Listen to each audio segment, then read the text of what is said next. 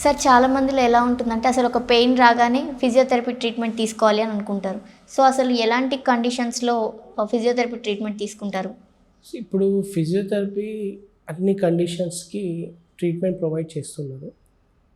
పెయినే కాదు, మనకి diet, okay, obesity, post operative, pre operative, సర్జరీకి ముందు, సర్జరీ తర్వాత, ఇంకా డైట్ ప్రోటోకాల్ ఎలా ఫాలో చేయాలి, ఎక్సర్సైజ్ ప్రోటోకాల్ ఎలా ఫాలో చేయాలి, ఏమేమి ఎక్సర్సైజ్ ఎప్పుడు చేయాలి, ఏమేమి స్ట్రెచింగ్స్ ఎప్పుడు చేయాలి, మన ఏదైనా యాక్టివిటీ స్పోర్ట్స్ ఆడే ముందు స్ట్రెచెస్ ఎలా చేయాలి, ఆడిన తర్వాత ఆడే ముందు వార్మప్, ఆడిన తర్వాత కూలప్, వార్మ్ డౌన్ ఎలా చేయాలి, ఇవన్నీ స్టేజెస్ ఫిజియోథెరపీ నుంచి తెలుసుకోవచ్చు.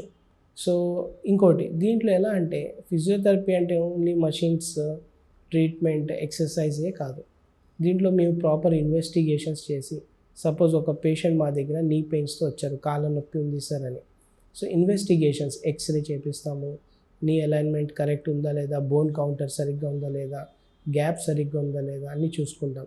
దాన్ని బట్టి vitamins test, lipid profiles, uric acid, ఇవన్నీ మనకి బోన్స్ రిలేటెడ్, నరాల రిలేటెడ్, వైటమిన్ B12 ఇవన్నీ టెస్ట్ చూసుకొని అన్నీ నార్మల్ ఉన్నాయి లేదా చూసుకొని, ఒకవేళ ఏమైనా డెఫిషియన్సీ ఉంటే ఫిజిషియన్ ద్వారా అది సప్లిమెంట్స్ తీసుకొని అది ఒక మెడికల్లీ అయిపోతుంది. సో ఫిజియోథెరపీలో ఈ ట్రీట్మెంట్ ద్వారా ఇవన్నీ ఇంక్లూడ్ అయితేనే, medical management, physiotherapy management include అయితేనే కరెక్ట్ ట్రీట్మెంట్ అవుతుంది. ఇవన్నీ లేకుండా ఓన్లీ పెయిన్ ఉంది, ఫిజియోథెరపీ వెళ్ళి చేయించుకోవాలంటే అది హాఫ్ ట్రీట్మెంటే. సో మీరు లోపల మీకు వైటమిన్ డి ఈ మధ్య 90% అందరికీ వైటమిన్ డి డెఫిషియన్సీ వస్తుంది. వైటమిన్ డి డెఫిషియన్సీ ఏంటంటే ఎండకి ఎక్స్పోజ్ అవ్వదు, మెయిన్ సోర్స్ ఎండనే. So vitamin D1, D2, D3 ఉంటుంది, ergocalciferol, cholecalciferol, D3. So ergocalciferol ఇవన్నీ ఏంటంటే లివర్లోనే సింథసైజ్ అయిపోతుంది, బాడీలో వస్తుంది. బట్ కోలి క్యాల్సిఫిరాల్ ఏంటంటే మెయిన్ సోర్స్ సన్లైట్. సో అందరూ ఏంటంటే ఇప్పుడు అపార్ట్మెంట్స్, హై రేజ్ బిల్డింగ్స్, తర్వాత ఈ కండిషన్స్ వల్ల సన్ ఎక్స్పోజ్ అవ్వట్లేదు. అది కూడా అర్లీ మార్నింగ్ సన్ రేస్కి ఎక్స్పోజ్ అవ్వాలి. 8-9 తర్వాత యూవీ రేస్ వచ్చేస్తాయి, మళ్ళీ అది హార్మ్ఫుల్ స్కిన్కి. అండ్ సన్సెట్ అయ్యే టైంలో వచ్చే సన్ రేస్ కూడా very good in vitamin D source. So ఈ వైటమిన్ డి ఏంటంటే బాడీకి బోన్స్ డెన్సిటీ అన్నీ మెయింటైన్ చేస్తుంది. ఇంకోటి వైటమిన్ డి బాడీలో అబ్జార్బ్ అవ్వాలంటే కాల్షియం ఉండాలి. సో ఈ రెండు plays very major role. So calcium బాడీలో అబ్జార్బ్ అవ్వాలంటే వైటమిన్ డి ఉండాలి. సో ఇవన్నీ సైమల్టేనియస్గా ఉండాలి. సో ఇవన్నీ మీకు బోన్స్ అన్నీ స్ట్రాంగ్గా ఉంచుతాయి. అదే విధానంగా B12 ఏంటంటే B12 డెఫిషియన్సీ వల్ల నరాల బలహీనత వస్తుంది.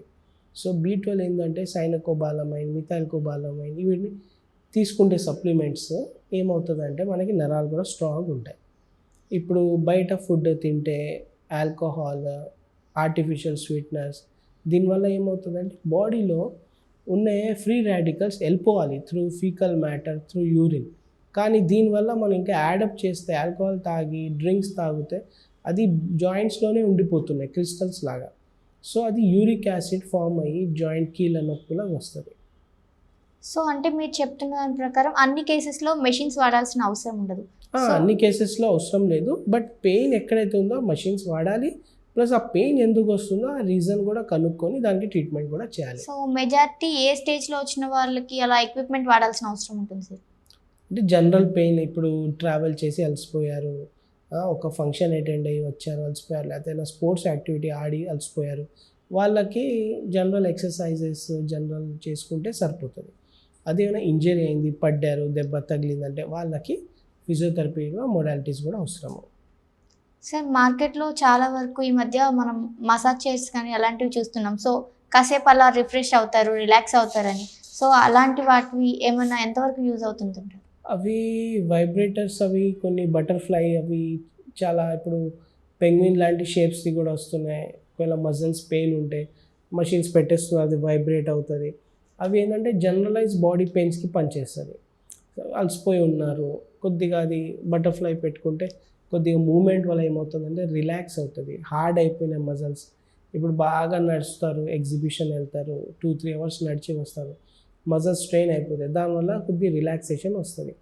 కానీ కొన్ని కండిషన్స్లో కొన్ని నరాల కండిషన్స్లో ఉంటాయి, కొన్ని బోన్స్ వీక్ ఉండే కండిషన్స్, మజిల్స్ లిగమెంట్స్ అలాంటి కండిషన్స్ ఇలాంటిది వాడద్దు, సైడ్ ఎఫెక్ట్స్ ఉంటాయి.